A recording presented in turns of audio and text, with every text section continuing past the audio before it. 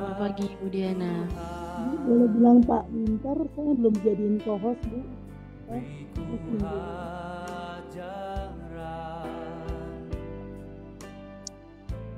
Menuntunku sampai sempurna dalam kekudusannya. Oh, kalau aku jatuh diangkatnya, dosa-dosaku diampuni, lukaku lembut dibebannya hingga pulih kembali. Tuhan ingin aku seperti Dia, hidupku kudus tiada bercela, menyenangkan hati Bapakku, menjadi alat bagi Dia.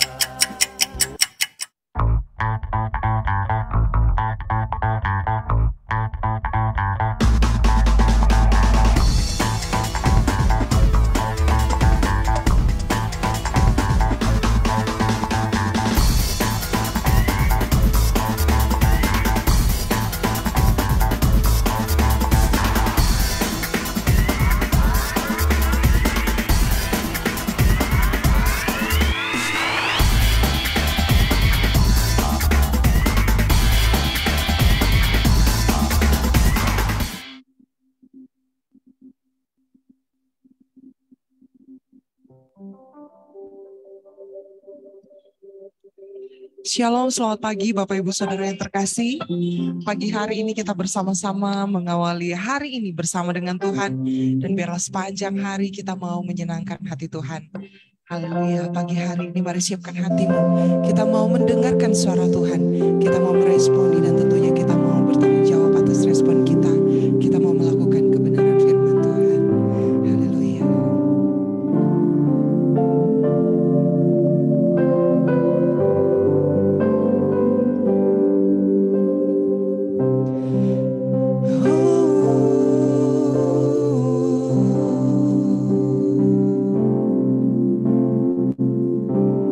Saat ku menyembahmu, Roh-Mu bekerja.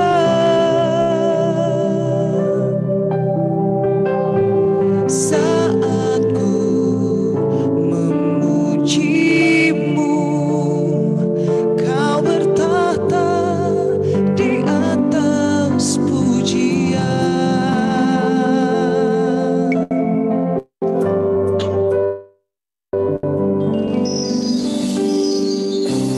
Saat ku menyembahmu, Roh-Mu bekerja. Saat ku memujimu, Kau bertahta di atas pujian.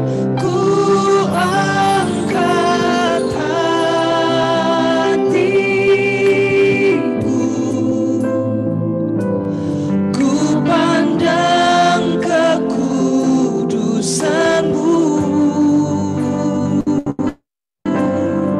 Saat ku sembah, ku puji-Mu, ku rasakan kehadiran-Mu Tuhan. Ku angkat hatiku, ku pandang kekudusan-Mu. Oh,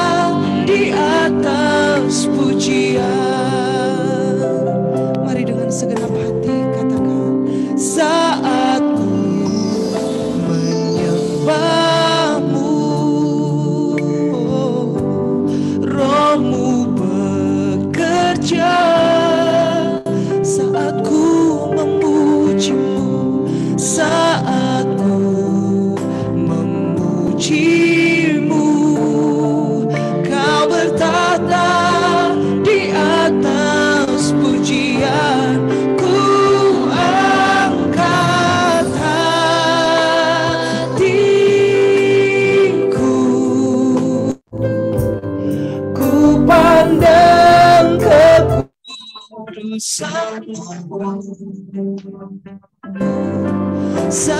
ku sembah, ku puji-Mu, ku rasakan kehadiran-Mu Tuhan, ku angkat hatiku,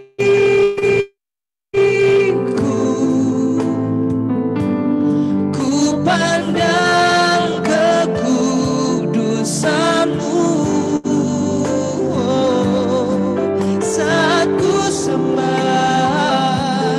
dan ku memuji-Mu, ku rasakan kehadiran-Mu Tuhan. Oh, ku angkat hatiku, amin. Ku pandang kekudusan-Mu. Saat ku sembah,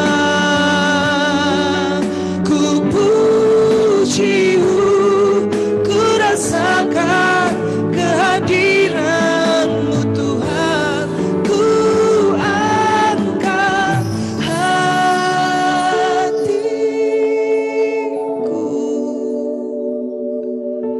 ku pandang kekudusan-Mu. Saat ku sembah, ku puji-Mu, ku rasakan kehadiran-Mu Tuhan. Saat ku sembah, saat ku sembah dan ku memuji-Mu, ku rasakan kehadiran-Mu Tuhan. Sekali lagi, saat ku sembah, ku puji-Mu, ku rasakan kehadiran-Mu Tuhan.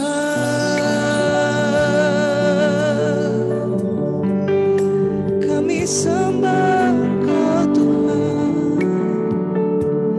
Terima kasih Tuhan.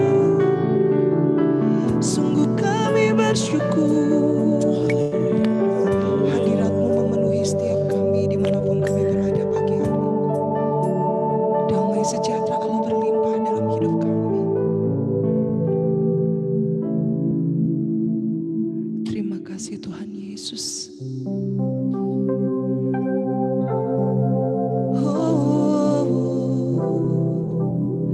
Kita masuk tata suci-Nya,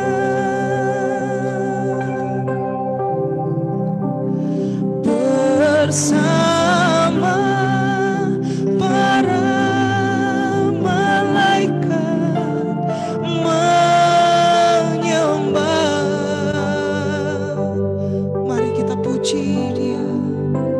Mari puji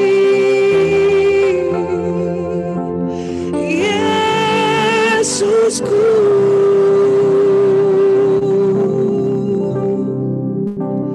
Kita masuk hadirat-Nya Maha Kudus.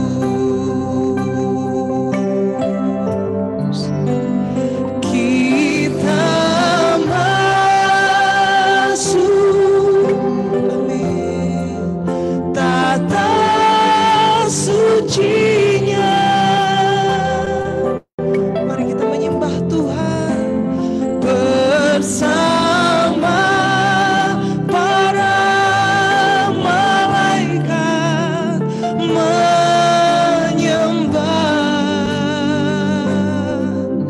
Mari kita puji Dia. Mari puji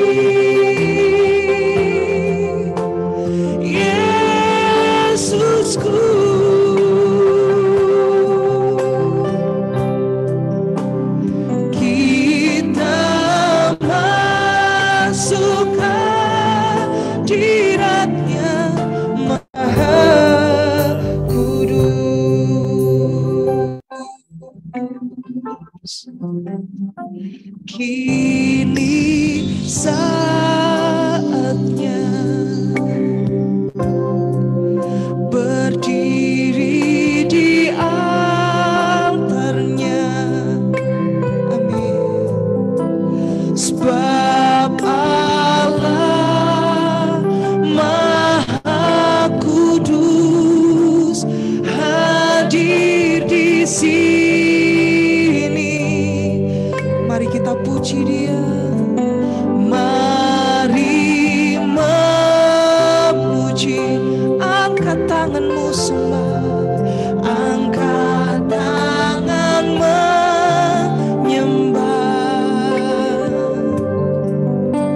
Sebab Allah Maha Kudus hadir di sini.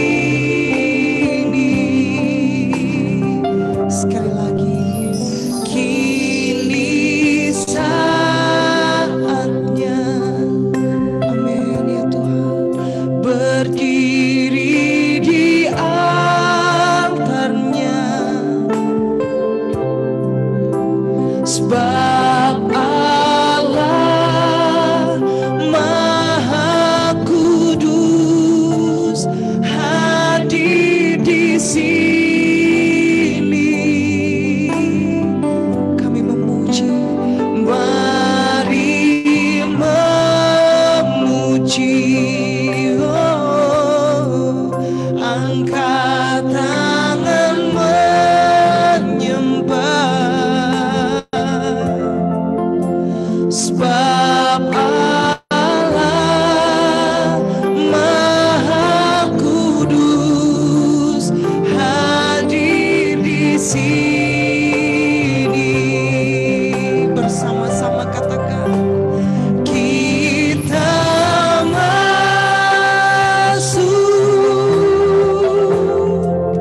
tata sucinya.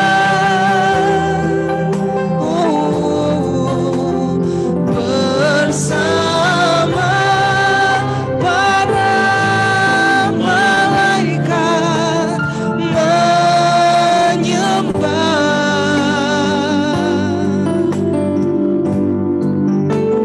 Mari puji, oh Yesusku, Yesusku.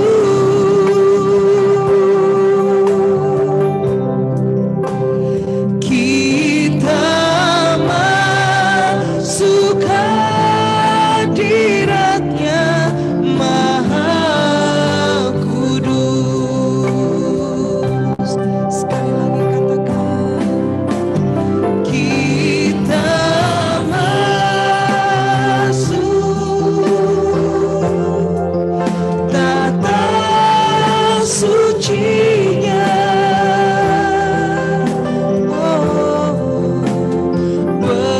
Bersama para malaikat menyembah.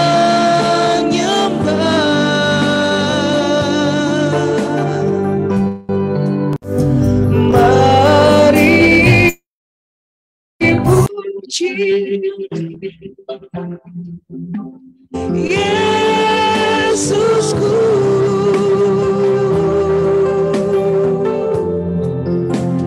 Kita masuk hadirat-Nya Maha Kudus. Oh, kita masuk hadirat-Nya Maha Kudus.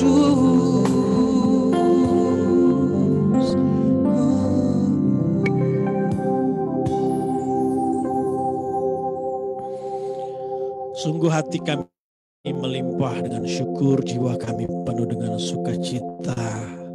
Sebab kami ada dalam hadirat-Mu, kami menikmati Kau, kebaikan, anugerah yang tidak habisnya dalam hidup kami. Terlebih kami boleh mengalami Engkau secara pribadi, Tuhan Yesus. Terima kasih untuk hari yang baru, di mana kami boleh memulai hari ini bersama denganmu, dan biarlah sepanjang hari ini hidup kami terus menyenangkan hati-Mu. Berkati kami Tuhan Yesus dengan sebagian dari kebenaran firman-Mu yang boleh menjadi dasar dalam kehidupan kami, untuk kami boleh terus melangkah menjalani hidup ini bersama denganmu. Terima kasih Tuhan Yesus, sungguh hati kami siap. Di dalam nama-Mu kami berdoa bersyukur, haleluya. Amin.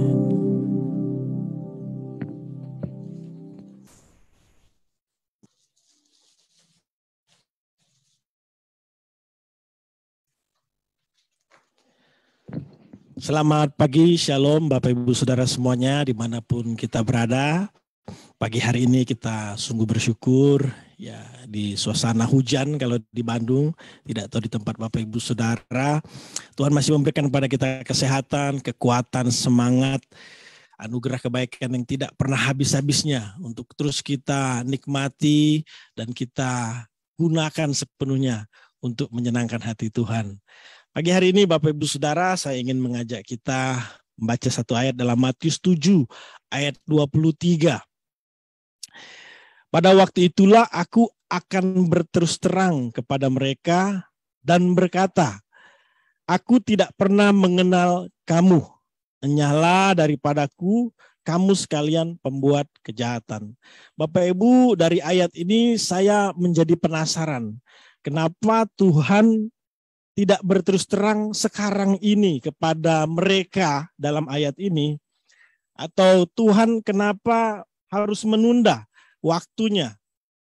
Kenapa harus nanti untuk berterus terang kepada mereka dalam ayat ini? Nah, Bapak Ibu Saudara, untuk menemukan jawabannya, saya mengajak kita sedikit mencari tahu siapa mereka di ayat ini. Mereka di ayat ini diibaratkan seperti pohon yang menghasilkan buah yang tidak baik. Di ayat 15 sampai 19 dijelaskan ada pohon ya yang menghasilkan buah yang baik, ada pohon yang menghasilkan buah yang tidak baik. Tidak mungkin pohon yang baik menghasilkan buah yang tidak baik, itu tidak mungkin. Sebaliknya juga sama, pohonnya tidak baik tidak mungkin menghasilkan buah yang baik. Ya, kalau Bapak Ibu suka bercocok tanam pohon apa gitu kan, pasti tanam tomat, tumbuhnya tomat, Bapak Ibu. Nah, siapa mereka dalam ayat ini? Mereka ini diibaratkan seperti pohon yang tidak menghasilkan buah yang baik. Ya, pohon yang menghasilkan buah yang tidak baik. Nah, sebagaimana pohon Bapak Ibu bertumbuh namun menghasilkan buah yang tidak baik, demikianlah mereka di sini. Sekalipun mereka bernubuat, mengusir setan, mengadakan banyak mujizat, namun mereka tidak menghasilkan buah yang baik. Dari sini kita bisa belajar Bapak Ibu, kalau kita melihat sebuah pohon, jangan dari tampilan luarnya saja. Biarpun dia besar, bertumbuh tinggi, ya, jangan melihat sebuah pohon hanya dari tampilan luarnya saja, tapi coba sekali-sekali rasakan buah dari pohon itu, Bapak Ibu. Sama halnya kalau melihat hamba-hamba Tuhan, pendeta, siapapun dia termasuk saya, Bapak Ibu. Jangan hanya lihat dari tampilan luarnya saja. Coba sesekali Pak Pendeta boleh nginep di rumah 1-2 minggu, biar bisa merasakan buah di dalam keluarganya atau dalam pelayanannya. Kan begitu Bapak Ibu. Nah, saya memiliki satu hipotesa sederhana Bapak Ibu. Mengapa Tuhan tidak sekarang ini berterus terang kepada mereka? Ya, kenapa Tuhan menunda waktunya? Bukankah kalau Tuhan berterus terang kepada mereka yang tadi saya sudah jelaskan, mereka masih bisa diselamatkan, Bapak Ibu. Mereka masih bisa diluputkan dari api neraka. Kenapa harus nanti? Nah, hipotesa sederhana saya dari penjelasan saya tadi dari ayat Matius ini kalau kita baca keseluruhan satu perikop itu Bapak Ibu, mereka ini telah mengabaikan hal terpenting dalam pelayanan, yaitu menghasilkan buah yang baik. Sekali lagi Bapak Ibu, mereka ini telah mengabaikan hal terpenting dalam suatu pelayanan, yaitu menghasilkan buah yang baik. Tadi mereka melayani Tuhan loh Bapak Ibu, bernubuat, mengusir setan, ya mengadakan mujizat. Mereka melayani Tuhan, tapi mereka mengabaikan hal terpenting dari suatu pelayanan, yaitu menghasilkan buah yang baik. Bapak Ibu yang sudah melayani Tuhan di gereja, di misi, atau dimanapun lah kita mengambil bagian pelayanan. Di satu sisi kita bangga dan bersyukur bisa melayani pekerjaan Tuhan, bisa melayani Tuhan.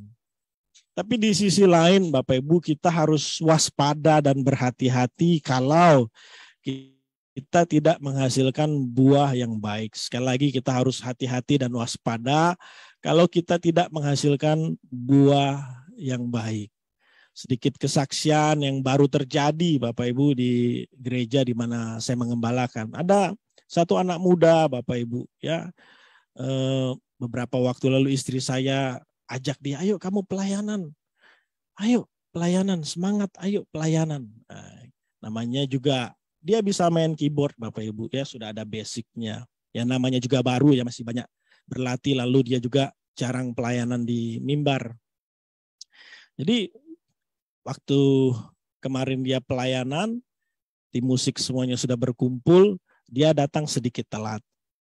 Tapi waktu dia datang, dia bilang kepada pemain musik, ya. Dan memang pemain musik satu ini cukup ideal dengan pemahamannya tentang bermusik. Jadi dia bilang, Bang, nanti tolong bimbing saya ya, saya masih banyak butuh belajar.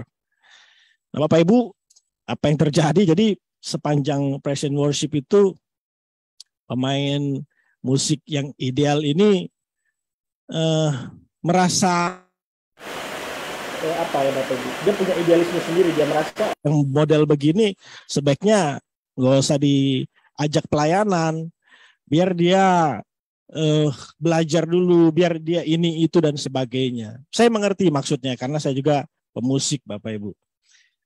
Nah persoalannya setelah ibadah, anak yang baru pelayanan ini yang kemarin-kemarin istri saya rada susah untuk mengajak dia pelayanan Bapak Ibu. Karena keidealismean si pemusik ini, pulangnya dia langsung kabur Bapak Ibu. Langsung nggak mau pelayanan lagi. Saya mendengar cerita ini dari istri saya, sepertinya saya harus sampaikan sesuatu tentang apa esensi dari suatu pelayanan. Ya, skill memang dibutuhkan. Skill ya, performance kita harus baik ketika kita melayani pekerjaan Tuhan, bermain musik dan sebagainya. Tapi kita harus ingat Bapak Ibu, skill dalam pelayanan itu harus digunakan sebagai sarana untuk menghasilkan buah yang baik. Sekali lagi skill ya, kemampuan yang kita miliki dalam pelayanan itu harus digunakan sebagai sarana untuk menghasilkan buah yang baik. Saya sudah terlalu sering melihat pemain musik ya, main sih jago Bapak Ibu, tapi sombongnya juga nggak kalah jago. Sia-sia, nggak menghasilkan buah yang baik. Jadi nanti saya akan sampaikan pada tim musik di tempat kami melayani. Ingat, esensi dari sebuah pelayanan itu buah yang baik. Bapak Ibu, saya sudah terjun di dunia pelayanan itu dari 98 sejak saya SMA. Saya masuk ke dalam dunia pelayanan ya, di gereja, di misi. Ya, memang enggak sehebat hamba-hamba Tuhan lainnya, tapi saya udah mengertilah. Dari pengalaman itu saya menemukan ada 3 tipe Bapak Ibu, 3 tipe pelayan Tuhan. Pelayan Tuhan yang pertama itu awalnya murni. Namun setelah makin jago, makin hebat, makin diberkati, makin terkenal, sudah enggak murni Bapak Ibu. Nah, pelayan Tuhan yang kedua tuh memang dari sejak awal tidak murni, motivasinya ya, keinginannya dan sebagainya, itu memang dari awal udah enggak murni. Dan sepanjang hidupnya dia akan terus-menerus memainkan sandiwaranya, memainkan ketidakmurniannya. Orang seperti ini sudah ada Bapak Ibu sejak di Alkitab. Nah yang ketiga ini Bapak Ibu, orang yang dari awal murni, terus-menerus dia murni hatinya, murni motivasinya, murni keinginannya untuk melayani Tuhan. Nah saya pastikan Bapak Ibu, sehebat apapun pelayan tipe 1 dan 2, akan sama nasibnya dengan mereka dalam Matius 7 ayat 23 tadi. Sudah melayani Tuhan, sudah melayani pekerjaan Tuhan, bernubuat dan sebagainya. Tapi kok tidak pernah menghasilkan atau tidak mau menghasilkan buah yang baik. Nah sebaliknya Bapak Ibu Saudara, tipe yang ketiga, ya selalu murni, terus menerus murni. Sekalipun di mata manusia mungkin pelayanannya dianggap biasa. Dianggap biasa. Tapi Bapak Ibu tahu orang seperti ini yang dikenal Tuhan. Aku mengenal dia. Karena apa? Karena dia menghasilkan buah yang baik. Nah Bapak Ibu Saudara, ini pesan yang Tuhan juga taruh di hati saya. Hati-hati dan waspada. Di akhir zaman ini ada 3 dosa yang menonjol. Bahkan saya harus katakan 3 dosa yang masuk di dalam gereja dan dibiarkan begitu saja oleh gereja Tuhan. Ya. Dan kita harus hati-hati dan waspada terhadap 3 dosa ini Bapak Ibu. Termasuk saya juga yang mengembalakan jemaat di sebuah gereja. Dosa ini saya singkat dengan dosa BSM. Bohong, sombong, munafik. Bohong, sombong, munafik.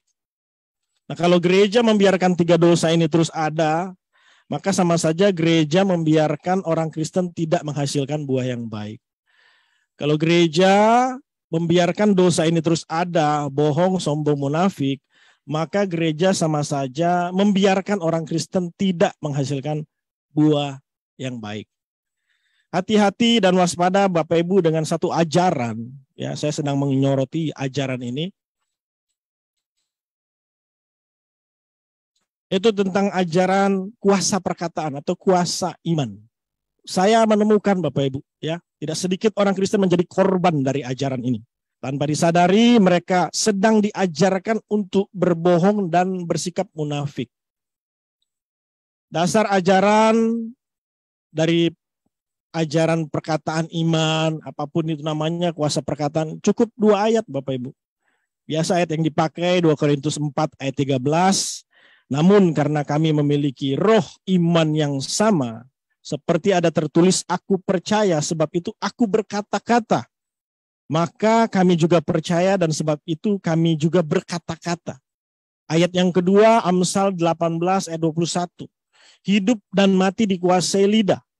Siapa suka menggemakannya akan memakan buahnya. Dari 2 ayat ini muncul satu pengajaran perkataan iman. Kuasa perkataan. Contohnya gimana? Kalau ada yang tanya, Mas bro gimana? Udah sembuh belum? Masih sakit enggak? Oh sudah sembuh, sudah sembuh. Pak bro gimana usaha? Sepi apa rame? Rame. Gimana masalah? Bisa teratasi? Masalah selesai enggak? Oh sudah selesai. Padahal yang terjadi faktanya, realitanya sebaliknya. Sakit masih sakit, sepi masih sepi, masalah ada, masih tetap ada. Nah Bapak Ibu, sadar tidak sadar ajaran seperti ini menggiring orang Kristen untuk berbohong dan bersikap munafik. Loh, jadi bagaimana pendeta mempraktekkan perkataan iman dalam kehidupan kita sehari-hari? Bapak Ibu Saudara, secara sederhana perkataan iman adalah memperkatakan apa yang diimani, yaitu firman Tuhan. Sekali lagi, memperkatakan apa yang diimani, yaitu firman Tuhan. Ketika kita ditanya sesuatu, jawablah jujur dan apa adanya. Seperti yang Tuhan Yesus ajarkan dalam Matius 5 ayat 37. Kalau ya, bilangnya. Tidak, bilang tidak. Bukan berarti waktu kita ditanya gimana? Sakitnya udah sembuh, masih sakit nggak? Masih sakit. Bukan berarti waktu kita menjawab masih sakit, kita sedang pesimis atau tidak beriman. Ketika kita ditanya dagang sepi, kita jawab sepi. Jangan dikira kita sedang pesimis dan tidak beriman. Tidak Bapak Ibu. Beriman atau tidaknya kita, kalau kita ditanya nih, gimana? Sepi nggak dagang? Sepi. Terus kamu gimana? Nah, kalau kita tidak jawab tapi, itu baru kita tidak beriman. Sepi sih, tapi saya percaya Allahku turut bekerja dalam segala hal untuk mendatangkan kebaikan. Bisa kita pakai banyak ayat firman Tuhan untuk membuktikan bahwa kita juga memiliki perkataan iman, yaitu memperkatakan firman Tuhan yang kita percayai. Tidak bersikap munafik atau berbohong kepada diri sendiri maupun kepada sesama. Ajaran itu sudah membawa banyak korban Bapak Ibu. Orang jadi suka bohong, jadi munafik. Padahal Bapak Ibu secara psikologi, kalau kita dalam persoalan hidup, tantangan masalah, kalau kita jujur pada diri sendiri, jujur kepada orang yang memang dekat dengan kita akan lebih mudah menghadapi persoalan masalah itu. Bukannya diajarin perkataan iman, pokoknya jawab aja sebaliknya. Realitanya nggak sama, nggak apa-apa. Itu namanya sekali lagi bohong dan munafik. Tuhan mengajarkan kita untuk mempraktikkan perkataan iman di saat apa? Di saat kita bilang, tapi masih sakit, tapi saya percaya Dia Tuhan yang menyembuhkan. Masih banyak persoalan, tapi Dia mendatangkan kebaikan. Wah, kalau kita praktekkan seperti ini Bapak Ibu, kita tidak akan jatuh dalam dosa BSM tadi Bapak Ibu Saudara ya. Nah, hati-hati Bapak Ibu Saudara dengan pelayan palsu. Mereka mengajarkan untuk keuntungan mereka. Ya. Roma 16 ayat 18 katakan, sebab orang-orang demikian tidak melayani Kristus. Tidak melayani Kristus Tuhan kita, tetapi melayani perut mereka sendiri. Dan dengan kata-kata mereka yang muluk-muluk dan bahasa mereka yang manis, mereka menipu orang-orang yang tulus hatinya. Aduh, saya ketemu orang Bapak Ibu. Ya, orang kaya ini sebelumnya. Waktu pelayanan di penjara saya ketemu orang itu. Saya ingat itu orang yang diajari perkataan. Akhirnya apa Bapak Ibu? Jadi suka bohong, usahanya bohong, ya, bangun bisnis bohong, ke orang bohong. Kenapa? Diajarin kuasa perkataan iman dengan versi yang salah. Banyak korbannya Bapak Ibu Saudara ya. Dan yang menyedihkan tidak sedikit juga akhirnya ada orang Kristen yang ikut pola dari pendeta-pendeta seperti ini. Menyedihkan Bapak Ibu Saudara. Diikuti pola seperti itu. Diajarkan turun-menurun. Oh enggak. Kita udah tahu kebenaran. Tuhan Yesus mengajarkan kita jujur apa adanya. Tapi ingat ada kata tapinya. Itulah perkataan iman. Nah Bapak Ibu Saudara, di akhir sharing ini saya menyimpulkan bahwa alasan Tuhan tidak berterus terang kepada mereka sekarang karena mereka terus-menerus mengabaikan hal terpenting dalam suatu pelayanan, yaitu menghasilkan buah yang baik. Jadi wajarlah Tuhan berterus terang nanti, bukan sekarang. Karena orang-orang seperti ini yang melayani, mereka membiarkan diri mereka atau terus-menerus mengabaikan hal terpenting, menghasilkan buah yang baik. Saya pernah mendengar seorang hamba Tuhan berkata seperti ini, kalau Roh Kudus diangkat hari ini, maka gereja dapat tetap berjalan sebagaimana mestinya. Kalau Roh Kudus diangkat hari ini, maka gereja dapat berjalan sebagaimana mestinya. Loh, kok bisa pendeta? Oh bisa Bapak Ibu, karena gereja memiliki sistem yang canggih, sistem yang baik, yang dapat menjalankan gereja sebagaimana mestinya. Mau gereja kapasitas 1.000 ke atas, 500 ke bawah, dan seterusnya, gereja punya sistem yang canggih, yang baik, yang bisa menggerakkan gereja sebagaimana mestinya. Nah, tapi perlu hati-hati Bapak Ibu, perlu waspada. Sistem yang canggih, yang baik, bagus. Tapi tanpa Roh Kudus, tanpa kebenaran firman Tuhan, mustahil seorang menghasilkan buah yang baik. Malahan dia bisa terjebak dengan 3 dosa tadi, BSM, bohong, sombong, munafik. Karena itu Bapak Ibu, mari jangan berhenti menghasilkan buah yang baik. Mungkin di lain waktu kita akan bahas ini. Setahu saya ada 3 buah yang harus dihasilkan oleh orang percaya. Buah yang sesuai dengan pertobatan, buah jiwa-jiwa, ya, dibawa kepada Kristus, nggak cuma dibawa tapi dimuridkan, lalu buah-buah roh. Ini yang harus kita hasilkan setiap hari, ya. Bukan pelayanannya yang paling penting, tapi menghasilkan buah yang baik, itu yang paling penting. Jadi dimanapun Bapak Ibu Saudara ada, apapun profesi Bapak Ibu Saudara, pelayanan Bapak Ibu Saudara, melalui itu semua kita menjadikan sebuah sarana untuk menghasilkan buah yang baik. Demikian renungan singkat pada pagi hari ini. Kami ingin menyapa setiap Bapak Ibu Saudara yang bersama-sama dengan kami pada pagi hari ini. Selamat pagi untuk setiap Bapak Ibu Saudara, hamba-hamba Tuhan yang menyaksikan melalui media Zoom, Sobat Sema. Di sini ada beberapa yang open cam, ada Pak Siswo, Pak Yahya, Ibu Bella, kemudian Bapak Edi, ya, ada Bapak Kalem, Bapak Sulaiman, ada Pak Arnold, ya. Juga Bapak Ibu Saudara lainnya, kami ucapkan shalom, selamat pagi. Juga selamat pagi juga untuk seluruh jemaat Tuhan dan CNC Family. Ada Pak Suranta dan Ibu sekeluarga, shalom. Lalu ada Pak Leo Kesek dan Ibu. Kemudian ada Pak Santo yang masih di Papua, ya. Lalu ada Bapak Ibu Arif sekeluarga juga. Ada Pastor Benny dan Ibu sekeluarga, shalom. Ada Pak Bambang dan Ibu Indah Santi sekeluarga. Ada Ibu Meling juga, shalom Bu Meling. Lalu ada Ibu Lilis dan Pak Miming. Kemudian ada Pak Leonard Jason. Lalu ada Pak Pendeta Flori Lakatina, shalom. Lalu ada Bapak James Masi dan Ibu. Juga Ibu Eva Sulis keluarga, ya. Lalu ada Pendeta Hubert, ya, Sianturi, shalom. Hambanya Mama Endang Kansil di Palu juga, shalom. Juga yang biasa ikut menyaksikan ada Pak Yotam sekeluarga, Pak Jeffrey, ada Pak Budi, ya, Pak Irwan sekeluarga, semuanya sehat untuk kita semua. Mari kita tutup di prayer every morning pada pagi hari ini. Kasih Tuhan tak berkesudahan, oh, tak habisnya rahmat-Nya, selalu baru setiap hari, baru setiap hari, besar setiamu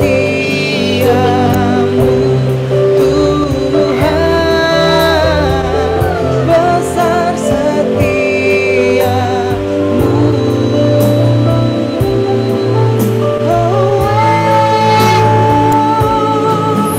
Kasih Tuhan tak berkesudahan,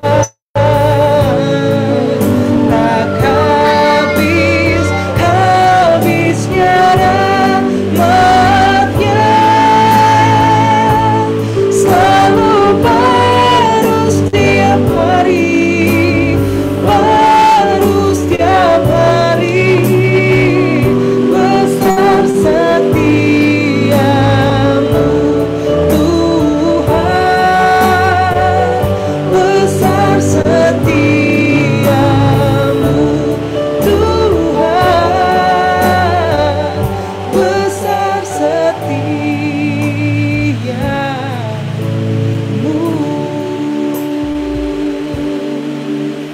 Tuhan Yesus, terima kasih kepercayaan yang diberikan pada kami melayani. Biarlah melalui apa yang sudah dipercayakan ini menghasilkan buah yang baik setiap hari. Dalam kami, mungkin kami Roh Kudus, kita mengingatkan hal yang terpenting dalam suatu pelayanan bisa menghasilkan buah. Anugerah pengampunan-Mu Tuhan, kalau selama ini kami sering lalai, sering abai. Biarlah kesempatan yang memberikan ini digunakan untuk kemuliaan-Mu. Meresponi yang kebaikan itu, kami bangkit kembali, semangat kembali, menghasilkan buah yang baik dalam kehidupan kami. Terima kasih Tuhan untuk hari yang baru, yang kesediaan bagi kami. Menjalani hari ini bersama dengan ini. Ada hal yang perlu kami takutkan sebab kami merasakan bersama Allah Immanuel, Tuhan Yesus Kristus, mulai menyertai kami sampai pada keseluruhan. Apapun yang menjadi bidang profesi pekerjaan pelayanan kami, bersama dengan Yesus dan ucapkan kami. Kami berdoa Tuhan, sehingga kami, jemaat Tuhan yang sakit, dengan jamahan tangan-Mu, menyembuhkan dalam nama mengangkat setiap penyakit, digantikan dengan tubuh yang sehat, dengan tubuh ini kami menyenangkan dan memuliakan. Kalau ada yang berat letih karena persoalan hidup, Tuhan berikan kekuatan hikmat melalui Roh Kudus yang lebih besar yang ada dalam dunia ini. Berikan kami semangat kekuatan untuk melewati setiap masalah apapun. Kami percaya kami berikan jalan keluar, berikan jawaban doa indah pada waktunya. Terjadi semuanya Roh Kudus pimpin kami semakin takut akan Tuhan, semakin mengasihi Tuhan, untuk hidup dalam kebenaran dan kasih. Terima kasih sebelum kami berpisah, kami memberkati kami. Bapak Ibu Saudara, terimalah berkat Tuhan. Wajahnya menyinari kita dengan kasih karunia. Tangannya yang kuat menuntun menyertai dimanapun kita pergi. Apa yang kita kerjakan dibuatkan berhasil dan beruntung, nama Yesus Tuhan dimuliakan. Kasih Tuhan, Bapa yang dikasihi murid Kristus yang sejati. Terimalah berkat Tuhan, sukacita dan sejahtera positif yang semakin intim dengan Roh Kudus sampai kami datang ke dalam menjemputmu. Percaya diri semakin serupa seperti Kristus, bertanggung jawab hidup menunjukkan yang baru bagi kita. Kami terima berkat Tuhan di dalam nama Tuhan Yesus yang sudah diberkati sejak jadi berkat bersama kita katakan. Terima kasih Bapak Ibu Saudara, sampai bertemu besok pagi. Terima kasih kita semua. Terima kasih Pak Winter. Terima